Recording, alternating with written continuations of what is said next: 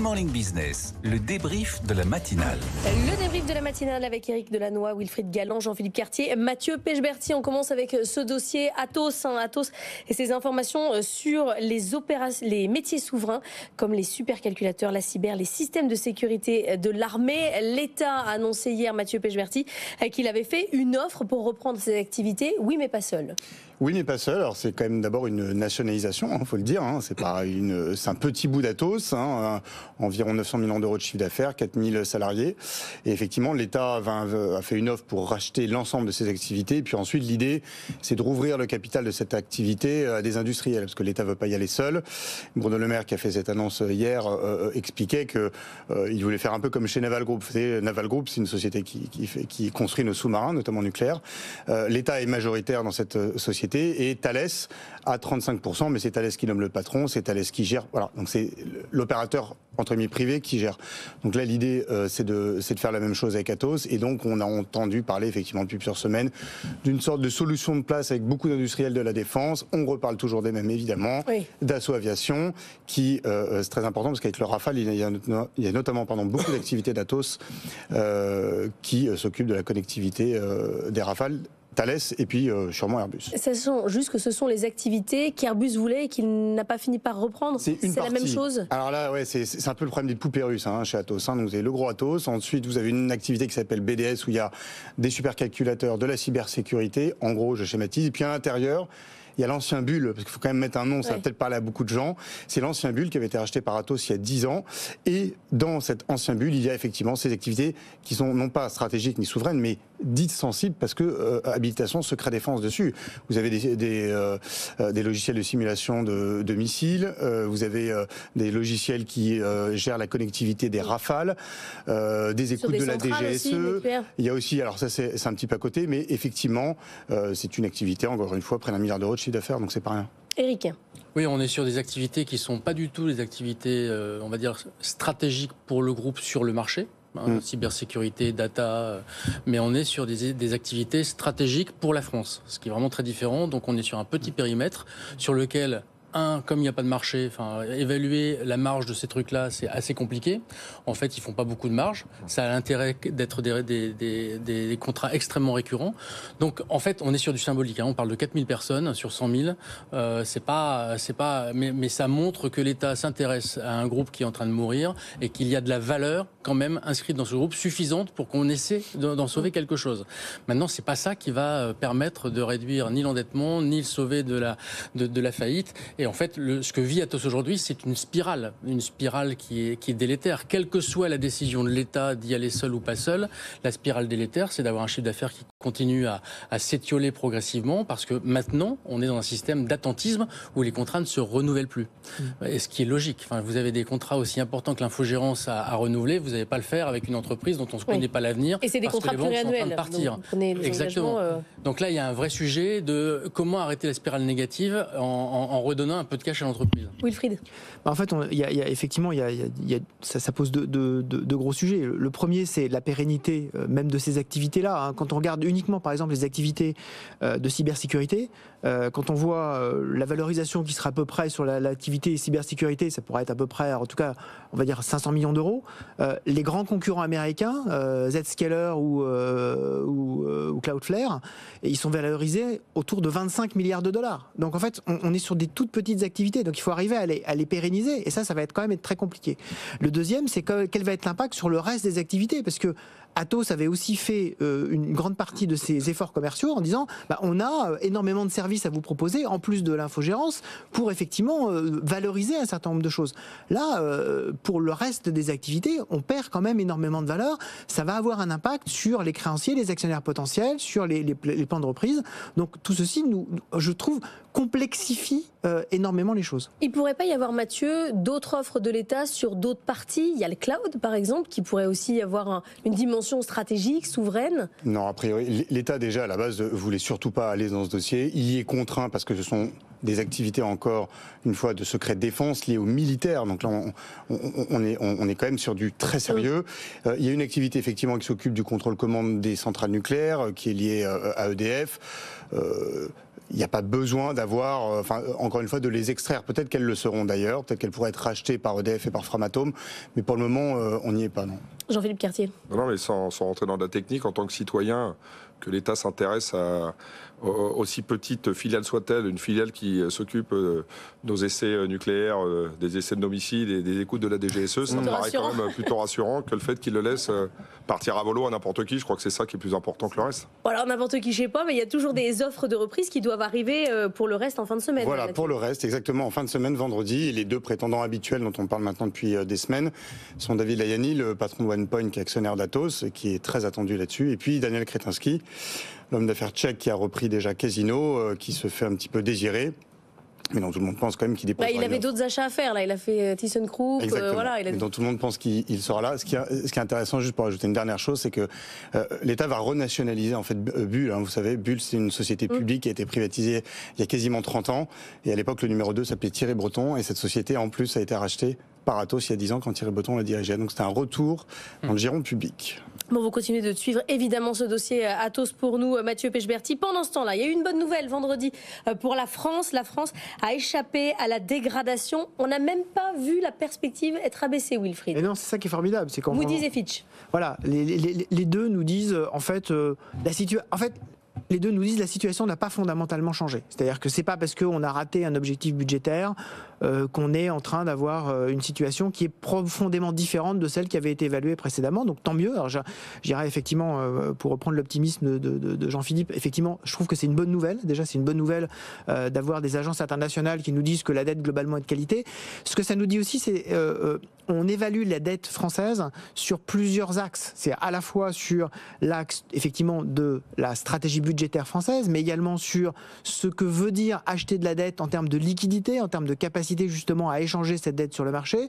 On évalue également la capacité globalement du pays. Ce que je disais tout à l'heure, c'est l'épaisseur, voilà, l'épaisseur de la laine sur le mouton et la capacité à bien actionner la tondeuse. En général, ça, on est super bon là-dessus. Puis on sait bien lever l'impôt. Voilà. C'est ça que je voulais dire. Et puis le mouton a vraiment une toison très épaisse. Donc globalement, les agences nous disent finalement, tant que ça reste comme ça, il n'y a pas de raison que par rapport aux autres, ça c'est très important, que par rapport aux autres, parce qu'à chaque fois, on est quand même dans la comparaison, qu'on vous dégrade.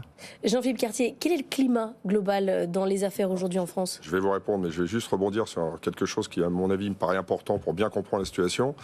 Parce qu'on n'explique pas pourquoi on est passé de 4,9 à 5,5, par exemple. Et je pense que ça, les gens ont besoin de le comprendre. Sur le déficit ? Oui, sur le déficit, qui a alerté tout le monde, les oppositions, et qui a mis vent debout à peu près tout le monde. La réalité, c'est que, on n'en parle pas, mais il y a eu un très mauvais quatrième trimestre, qui n'était attendu absolument par personne. Il faut de l'inflation, avec un problème énorme de 20 milliards de recettes fiscales en moins. Donc ce que veut dire les notes maintenues des agences de notation, c'est qu'il y a conjoncturellement un effet très mauvais de ce T4, mais on croit quand même dans les perspectives de la France, dans sa gestion, il n'y a pas eu d'explosion des dépenses publiques. Alors quand vous lisez dans le texte, c'est pas exactement ce qu'elles disent, les agences. Elles disent... Elles ont maintenu la note, donc clairement elles font confiance à la stratégie de retour au déficit à 3%. Elles disent qu'il ne va rien se passer quand même. Encore une fois, tout le monde pariait sur la baisse. Ah, c'est sûr. Ah, mais oui. Y compris. Tout le monde. Oui. Donc à partir de ce moment-là, force est de constater que les agences ont maintenu en tous les cas leur notation. Encore une fois, on oublie que notre pays est un pays dépensier, il a aussi dépensé beaucoup pour les entreprises, n'oublions pas le Covid, on oublie tout, on balaye tout, ça va hyper vite, on passe déjà à autre chose, on a tourné la page. Mais on a énormément dépensé pour aider les entreprises. Alors il y a plein de sujets qui m'irritent et qui m'agacent dans ce pays, mais pas la manière dont cette logique économique est gérée. Donc l'objectif du ministre d'arriver à 3% en 2027 doit être tenu, et maintenant par contre, je pense que la leçon est comprise et qu'on doit aller à fond sur cette tendance. Mais Eric, les agences de notation, elles l'ont écrit noir sur blanc, elles n'y croient pas, qu'on va revenir dans une trajectoire à 3%. Elles n'ont pas écrit je n'y crois pas. Les mots, elles ont écrit les progrès dans la réduction soutenable du déficit budgétaire et la dette est limitée. Bon, elles ont écrit on n'y croit pas. Elle n'y croit pas et j'ai envie de dire c'est pas très grave. Enfin moi ce qui me sidère toujours c'est l'importance qu'on donne à ces agences de notation qui ont passé leur temps à faire plein d'erreurs, qui sont par ailleurs extrêmement trustées par les Américains, qui ne s'occupent pas forcément d'ailleurs des bons ratios. Il y en a aucune aujourd'hui, même après le rachat de Vigeo par Moody's, qui s'occupe des critères ESG, qui sont quand même aujourd'hui au cœur du réacteur. Donc moi l'agence de notation, quand on est sur une émission de dette souveraine, c'est acheté par des gens qui ont autant de moyens que les agences de notation de pouvoir évaluer si elles peuvent acheter ou ne pas acheter, avec quelle prime de risque. Ça veut dire que je suis toujours sidéré de voir l'emphase que l'on met sur ces sujets-là, quand on sait qu'elles sont absolument responsables, notamment de la crise de 2008. Bon, ça c'est un premier point. Deuxième point, objectivement, que ce soit conjoncturel ou pas, on en avait déjà parlé, la manière dont est pris la volonté de réduire le budget est une manière qui est la manière de faire la politique depuis 30 ans. On fait des rabots par-ci, par-là, on s'interroge sur l'augmentation des recettes. On ne s'interroge encore une fois de plus pas sur comment structurellement on va faire en sorte d'avoir un État qui est moins dépensier. On parle des collectivités territoriales, on parle des retraites, on parle de tout un ensemble de sujets qui vont à volo, qui ne peuvent que dériver avec la démographie française et qu'on ne traite pas. Ce n'est pas en rabotant les prestations sociales, ce n'est pas en allant chercher des économies de bout de chandelle qu'on va trouver durablement les 10, 15, 20 milliards et probablement 30 milliards dans 3 ans pour pouvoir arriver aux 3%. Donc de cette manière-là, de toute façon, à titre personnel, il n'y a pas besoin d'une agence de notation pour me dire on n'y arrivera pas. On n'y arrivera pas parce que depuis 74, première année où on a eu le déficit budgétaire négatif, on n'y est jamais arrivé. Donc il n'y a pas de raison qu'on y arrive de cette manière-là. Alors je repose la question à Jean-Philippe, le climat des affaires, parce que quand j'entends Eric, c'est pas la fête quand même. Oui, mais c'est Eric, on le sait, ça, c'est le petit pessimisme d'Eric ambiant que j'apprécie. Chacun est dans son petit rôle. L'économie, non mais en l'occurrence, il est entrepreneur également, mais à nous d'être optimistes, encore une fois, d'amener du positif. Il y a une nouvelle qui est cohérente, le climat des affaires n'est pas mauvais, l'économie française est forte, même si on s'en fout de ces agences de notation, tout le monde en parle depuis 15 jours, donc c'est bien qu'il y a quand même un impact, et sur le climat, et sur le ressenti, et sur l'économie globale.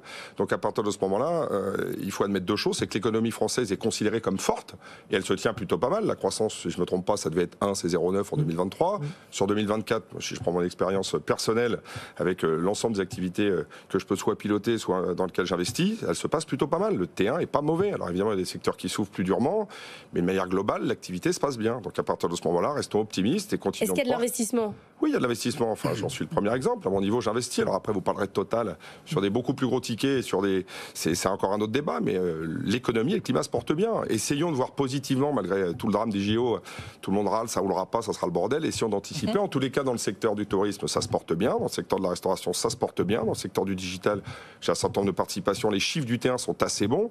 Donc je reste Choose Friends. Justement, c'est tombé bien, c'est la semaine prochaine, le salon Choose Friends. Vous avez vu mon anglais ? C'est le 13, je vois que vous vous préparez à accueillir les investisseurs étrangers. Okay. Juste remarquable. sur le tourisme, on était avec le patron d'Airbnb en France il y a quelques instants. Je ne connais pas Airbnb.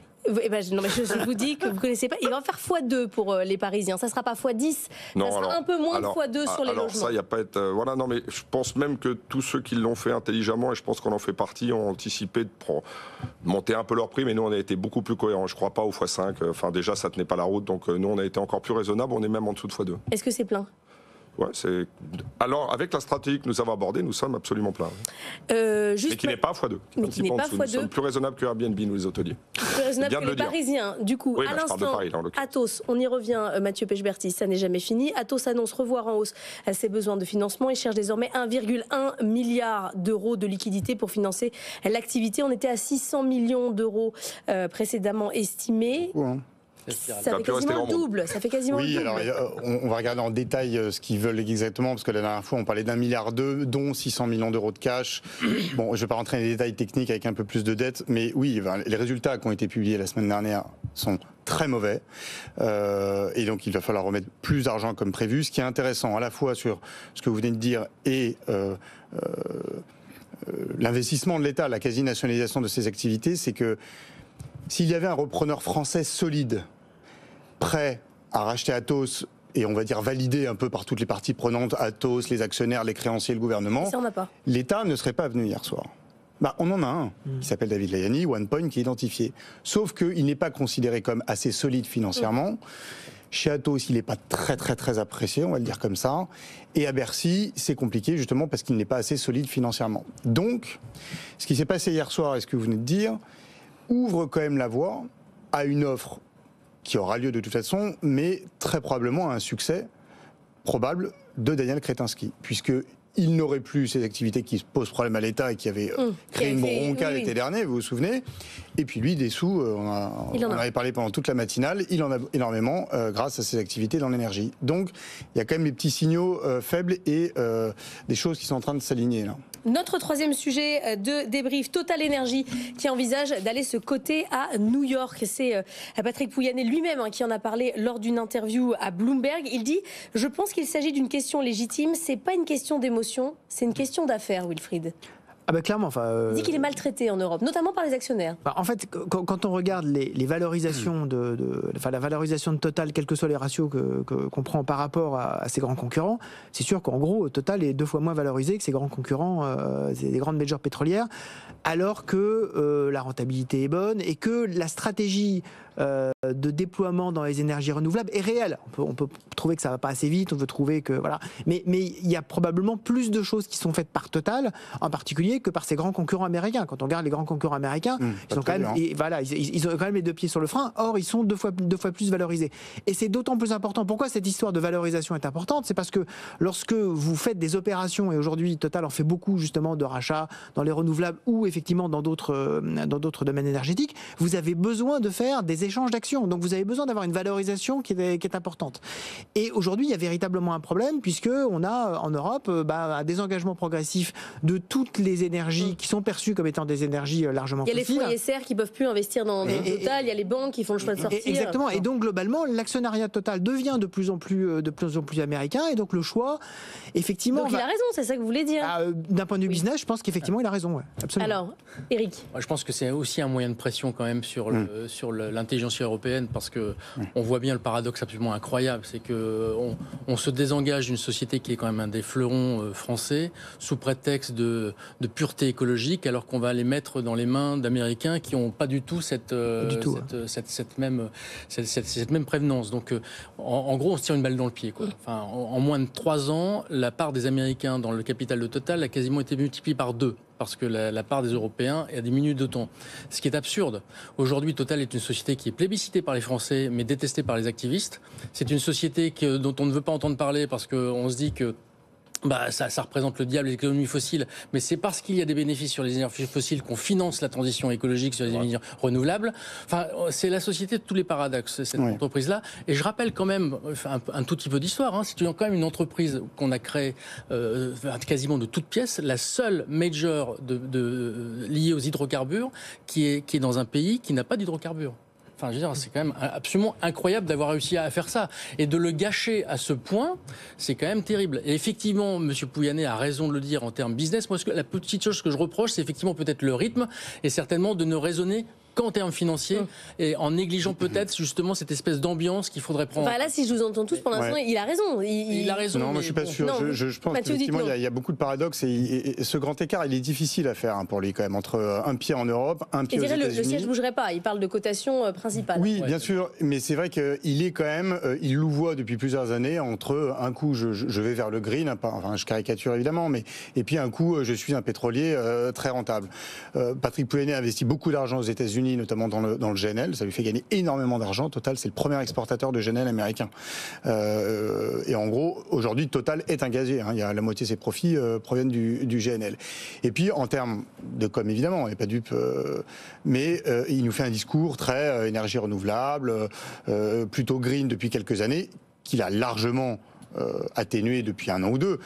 Parce que l'ambiance est moins celle-ci. Mais je trouve ça compliqué pour lui qui a changé le nom de son entreprise de Total à Total Energy en mettant sur son logo du vert, etc., en disant je fais l'électricité verte, des renouvelables, et en même temps en disant je vais aller me coter aux États-Unis, en tout cas en première cotation, parce que là-bas, le pétrole, ils aiment ça. Donc je pense que c'est compliqué, sachant qu'il aura peut-être le retour de bâton, ou quand il aura beaucoup plus d'investisseurs américains qu'européens, les investisseurs américains, ils n'aiment pas les PDG.